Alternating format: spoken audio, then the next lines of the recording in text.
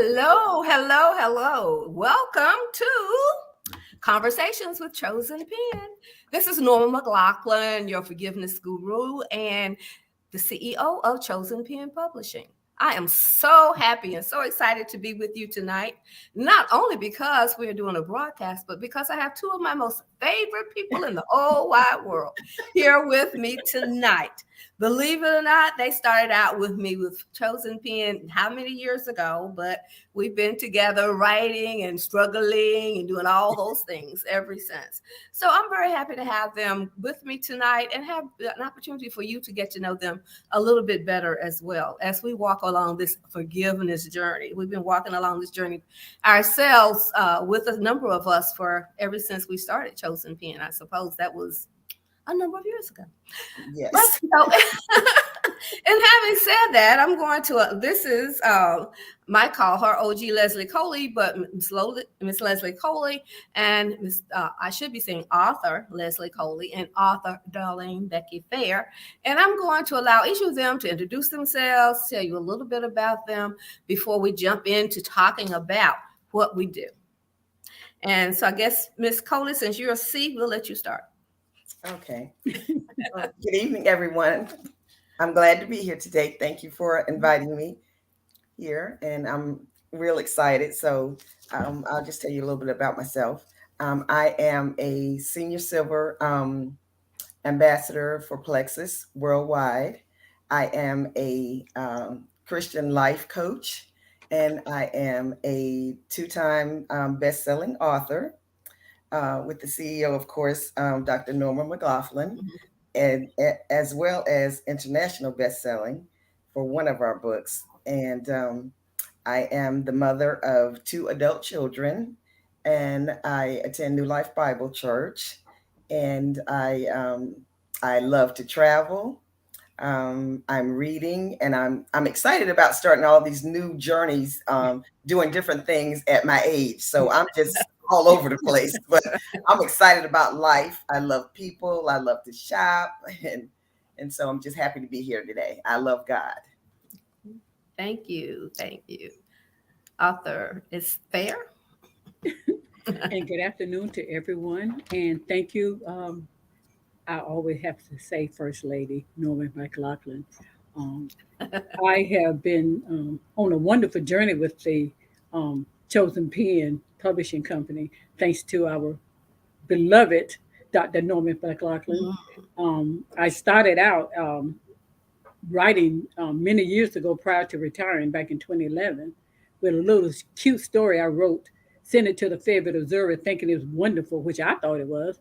But it didn't place, but it was a wonderful story. And from there, I retired in 2011 from the Department of Defense as a civilian.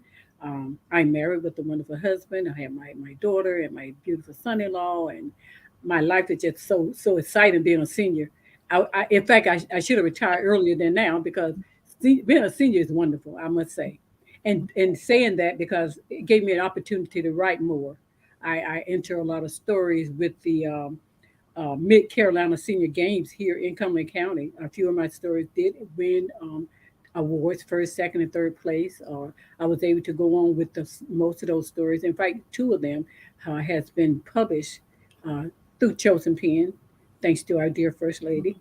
And presently, I was volunteering many years with um, the Make a Wish Foundation. I'm sorry, Eastern North Carolina, which is a wonderful program. If anybody knew about it for Make a Wish, that's rewarding to do. I did that as well as I have my own business that I started. It's nothing elaborate. It's called Becky Works.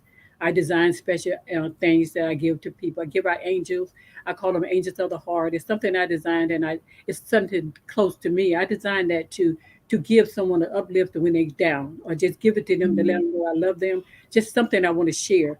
And I also do baby letters that I always make for my nieces and nephews when they're born. That's something they look forward to get from Auntie Becky and my husband. But my life has been rewarding, and right now I'm in the midst of wanted to do a little bit more writing, and I love going to New Life Bible Church. That hadn't been since COVID, but I love my church. I love my pastor. But the life is wonderful, and I just want to just give thanks to the First Lady for giving me the opportunity to be in her oar. Well, thank you both. Wow. So all those kudos as well, because I would not be here where I am today without you guys. So I appreciate that as well. But we've always been on this road of forgiveness. I think since we started our group back in, I'm not sure when that was, but a few years ago. And out of that, I don't know where we decided, because I've always been on the path of forgiveness, but we started to write about forgiveness. And in doing that, and in our talkings, in our meetings, and in our writing group, we decided that we would also do an anthology on forgiveness and how forgiveness has affected us. But not only did we tell our forgiveness stories, but our stories, we learned to write a, I guess we would say what? Nonfiction fiction, if that's the word. But anyway, we told stories, but we did not tell our own stories. So in a way of trying to tell that story, which was, we won a couple of awards and things with that particular anthology. So we were quite excited about it. So having said that, I had my story in there, of course, and my story was about my forgiveness with having gone through starting a high school, integrating a high school, and the changes that I went through during that time of my high school years, and how I had to learn to forgive them. And it took the time that it took to move through that process to get to a point where whenever you thought about it, there wasn't pain. But so I wrote about that, and I'll let the other ladies talk to you about what they wrote about. And we are about to bring those stories back again. So if you haven't read them, just stay tuned. They'll be back. Okay, so either one of you just jump in here. Let's talk about your forgiveness piece. Well, I could get started with. In fact, it was really wonderful to write because I started my story with the title. Had no idea what the story was actually endeavor, but I remember saying to Dr. McLaughlin at the time we was at one of our meets. She was giving us a wonderful structure on how to write and things like that. So I came up with the title, thank God. It was called Forgiveness Through Death. And I thought it sounded kind of morbid. So I typed it on the laptop, and I'm looking at it, and I'm like, I said, First Lady, I'm thinking about the title is going to be Forgiveness Through Death. Of course, she agreed with me. It was fine. So I would begin to, hadn't even begin to write anything. I often write, not just quickly. I just have to lay back and God bless me with thinking about something. He give me something to put on paper. And as I begin to write, this story really helped me to unfold something deep inside of myself. But most of all my stories are really like realistic fiction. A little bit of me is in most of my stories. And this particular story really was about these two young twins, they Jewel and Pearl. Two young ladies had gone through a lot. It started out with the grandmother passing. Of course, she had passed, and they were still upset and bitter about the way she had treated them all the years as she lived. And even at her funeral, they at least one did sit and wonder, why was I mistreated? What was going on? And she felt so uneasy and felt so bad that she questioned it all through the funeral as she sit there and asked questions to people as she met them at the church and other places. And life was just hard for them. It was really hard because the person who had passed away had gone, and all those secrets and all the bitterness and all the things that unfold, they had no answer. So just enlightening that, the quest was, what is going on? What happened? Why was we treated this way? Why must my sisters and brothers not that way, treated that way? And it took a family. It took a family to really come together through all that pain, through all that sorrow, before they can even understand it. They had to come to terms with what really happened. And there's only one person, or maybe two in the story, that knew exactly why the grandmother was mistreating the kids. But that story is really enlightening, and I'll tell you more about it later. Well, no, they'll have to get your story to read it. Or you can tell a little bit more maybe. But I think And when we were talking about forgiveness, that it was so much more to forgiveness, that the depth and breadth of all of us and that bitter path that we're walking sometimes doesn't have a simple answer until we actually dig deep to determine why we are the way we are. Why do we feel stuck in the place that we are, and why we cannot move on to peace and love?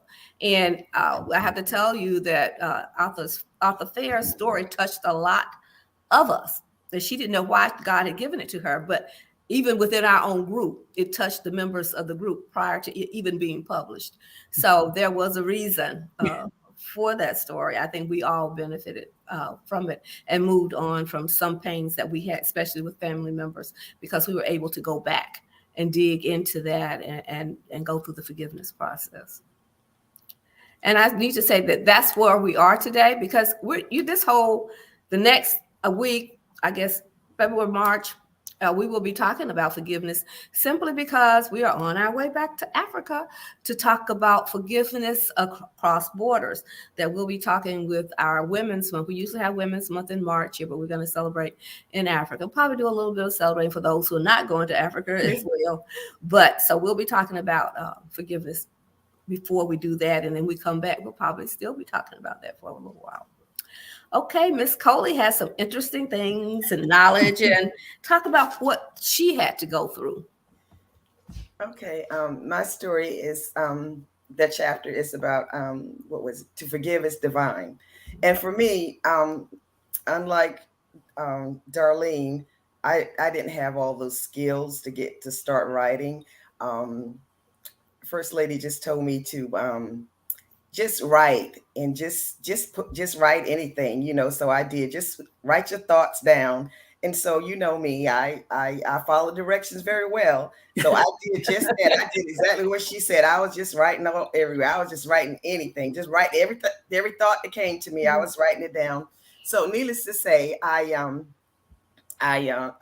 showed up one day at one of our meetings because I was traveling and I would miss the meeting. So I wasn't getting everything I needed. And, I was feeling kind of bad about that. So when I brought my piece in for everybody to read, I was like, it got quiet when I read mine. I was like, well, she told me just to write.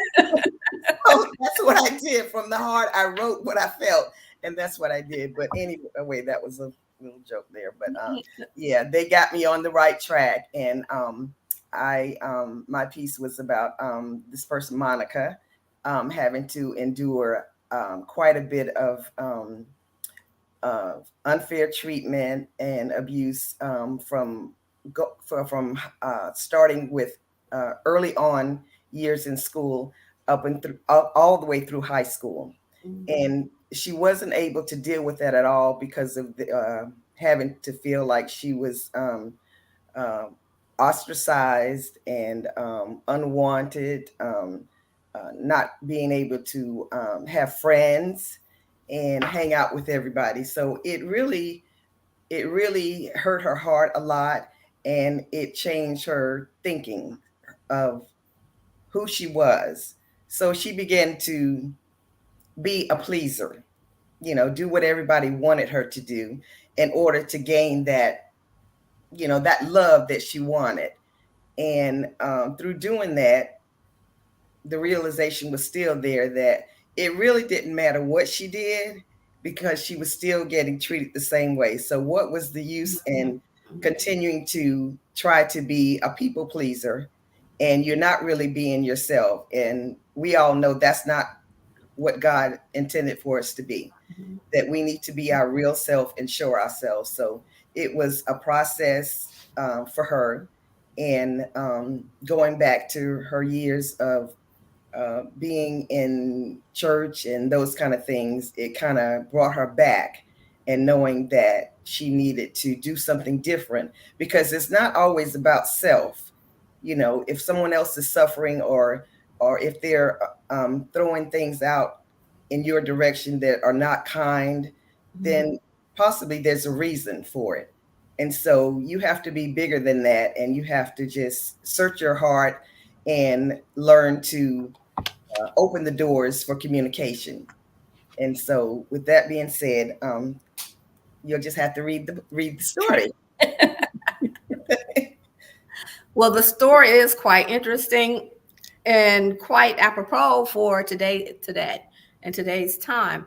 I mean, and I think it's fitting for an audience of, I guess, middle schoolers all the way up through kindergarten. I mean, through high school. The story is very good for them, and to learn how to cope with things that are happening in their lives. And hopefully, and we will get to that point now, because that's supposed to be with this going out to the schools. And we had COVID and we've had all these things. So we're ready to jump back in here now and get started again and do some of the things, or the things that God has put on our heart that people are waiting to read and to hear. And then, as we said, that people who are desperately waiting to hear and to read, so that they can have the hope, or the answer to the hope that they're waiting for. Okay, so let's talk a little bit more about forgiveness itself.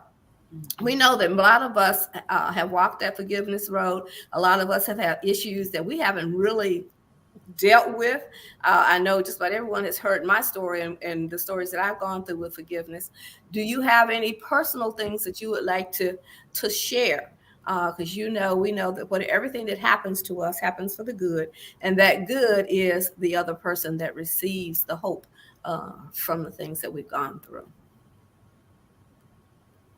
Well, I'd like to say that time and time I've had to forgive, and I've learned that forgiveness is for a lifetime. Mm-hmm. And I went through a process in my life where in my relationship, I had to, in divorce, I had to forgive.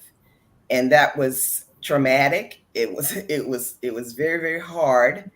Mm-hmm. And, but with that being said, I know that God wants us to forgive. It's in scripture.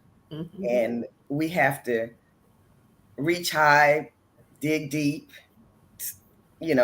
humble ourselves, mm-hmm. and do the right thing. Mm-hmm. And once you do the right thing, you get yourself out of bondage. You will no longer be stuck in that place, and you can grow, and mm-hmm. you can flourish, and you learn that you have so much to offer to help other people, and sharing that other people can grow as well. So you just have to trust God and pray. I did a lot of praying, lots of praying, consistently. And being isolated doesn't help you. Right. So you have That's a trick of Satan. That's a trick of Satan. That's right. That's the trick of Satan. And I thank God that I'm at a church that we are all better together. Mm-hmm. And so, and once you shame the devil and let him know that you're not afraid, and it's not going to bother you, and you're going to still walk and go forward, and you're going to still continue to trust God, and he'll make a way for you every time. And so that's one of my biggies that I had to go through. And I'm sure that there's so many, hopefully people, if they haven't heard you or haven't heard your story, but they're hearing tonight that again, on the other side of that pain, there is peace, there is joy. And we go through. And while we're going through, you're ready to fight, cuss, hit, do whatever exactly. You think that you're big enough to do. And that person, as I say, that other person is sitting on that other shoulder said, well, he did it to you, you do it to him. He did this, you do that. And instead of us actually listening, and we know what the Holy Spirit is sitting there saying, because we already know, the truth, the scripture, the outcomes, what's supposed to happen. But we know that we get so tied up within our own emotions that we feel like we owe it to ourselves. And the longer we stay alone in that house by ourselves, the more we'll convince ourselves that this is what we need to do, instead of listening and dwelling and going out and surrounding yourself with those people who care about you, care about the Lord, and show love, and will help you through, even though it's, it may be very painful. Yeah. All right, Ms. Fair, just jump right on in there. Well, yearly, it's always yearly. I have some come to me to in my spirit to pray about and hold on to for a whole year. It used to be a whole year, honestly. Mm-hmm. So this year, and I texted out to my family and friends, love is power. hate is weak. Mhm. And I say that because whether I went through something with a family member or at a job or at a grocery store, it doesn't matter where it's at. You'll get bitter and you get angry. Mhm. And you if you hold on to it, and I found out for myself, if I held on to something one time so long, it literally made me ill. Mhm. It literally soured my stomach. Mhm. And I talked with one of my sisters about it. It really makes you ill. You get sick. And I remember when the situation was so dark, I was just bitter. I'm just going, oh no, I'm just gonna be angry. Mhm. And one day the Lord just said, you know what, you need to chill. You need to get over there. You need to I'm gonna take care of this with you. I need to talk to you, just you. And it took a while. I honestly, it took forever for whatever was bothering me Mhm. to regurgitate to come up. And I Mhm. remember the day when I let it go, I felt lighter. I Mhm. felt relieved.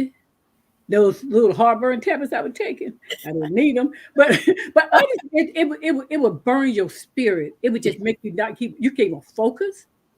And I know for myself, I was raised. I'm a baby of 11. We were just always raised to respect your elders and always you see somebody need help, and Mhm. you do these things, and then you somewhere along the way you say, okay, somebody gonna help me. No, and that's what God had to remind Up me. to the If promise. you did it, if you did it for help, you did it to receive it. You didn't do it for them. Did you do it for them, or you did it for yourself? And so sometimes within yourself, you get mad, but you're Mhm. not really mad at the person you think you mad. You're really mad at yourself. And I realized what it really my bitterness was. It wasn't about what happened to me. It's about what I was expected to happen for me. So that's why I go back to say, love is powerful, hate is weak. And I Mhm. had to learn many times to look at things at face value. Is it about them, Darlene, Becky Fair, or is it about them, or is it about you? And if I found that I feel uneasy, if it's not coming from a good place, then I have to back up and pray a little bit more and just wait. Because God said, I will send you, I'd always say, send me, order my step. Did I really mean it? And Mhm. he put me in a place that I had to talk. It was like one on one. And I Yes. wanted, like unless like talking to the first lady, better come straight. So but I remember that and I'm not in a particular place, but it was a particular situation. Mhm. And once I had to let that go, everything else began to grow. And So that's so true because we know that all the scriptures that God gives us, all the promises that He gives us, it comes with a condition. He says, if yeah, I do this, you got to do that in order for this to be true. yes, And so a lot of times, we forget about the part we're supposed to do. We're sitting there waiting on the promise, but we haven't done anything. There's something that has to go along with that. Because I do this, you have to do that. And and so don't get hung up. And that's what you're saying, that He's promised to show love, but that love comes when you've shown love. right. And if you show love to His people, if you're doing good unto His people for Him, not for you. We do all the things for Him, to show Him we're His arms, His legs, His feet, His whatever. So in order for Him, people to see His righteousness, He has to see it through us in the things that we do. And oftentimes we want somebody to put us on a pedestal and say, hey, thank you. This is so-and-so did this for me, or so-and-so did. And so if you get that glory down here, you don't have anything to take with you to heaven, because you've already gotten your jewels and your crowns here on earth. So, and I think we've all had to learn that lesson somewhere along the way, because it's easy to get caught up in that and to get hurt, because I went, I gave this and I took this and I said, nobody said anything about it. Oh, did you see all my food I bought for homecoming? And they acknowledged so and so and so, and they ain't said anything about my food. I wonder if they threw my food away. But that's not the reason you bought the food. You bought the food to feed God's people. And if this people were fed, then your purpose has been served, and so has God's. So, but yeah, but we have all been there. We're still human. We're still in the flesh. And so those things still come. Okay, those trials come, and we succumb. And the only way we don't succumb is if we are prayed up, read up, all ups. Okay, Miss Cody, I see you smiling, so I said, what is it? I just thank God for friends, because when you have true friends, they won't let you stay in a place, especially when you're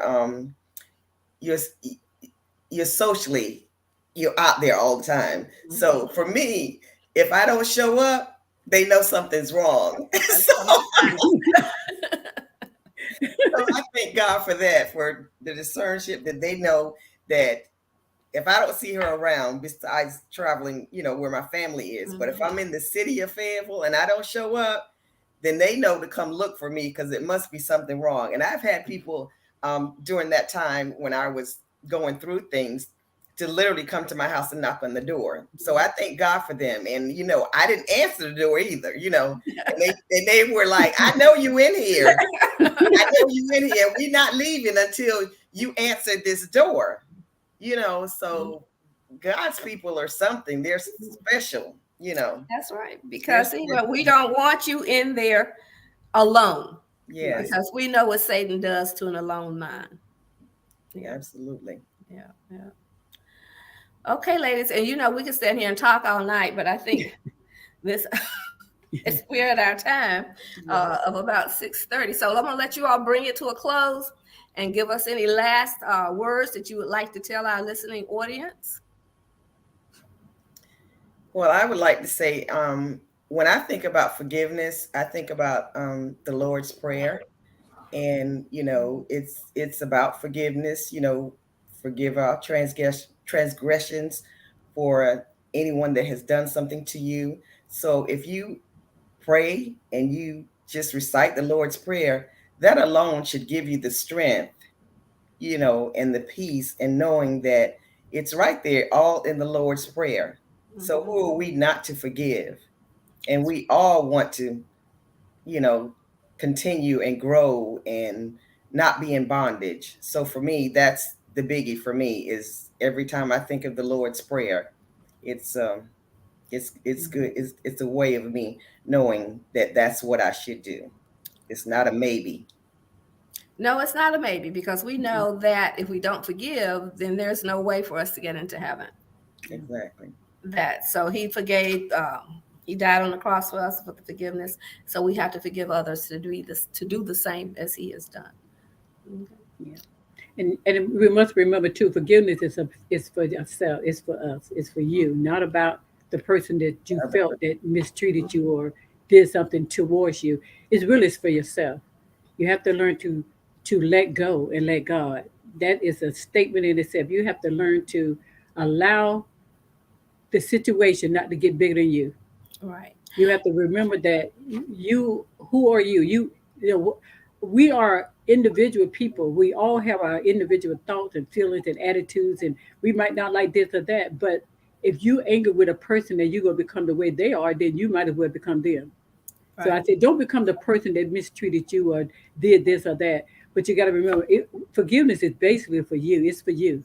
You forgive that person. Right. And I actually have gone to someone to tell them that I'm gonna forgive them. I honestly told them, I was in a work situation. I said, I forgave her, and I said, I'm forgiving you, and I'm gonna forgive you for something you might plan to do in the future, just in case you're thinking about something.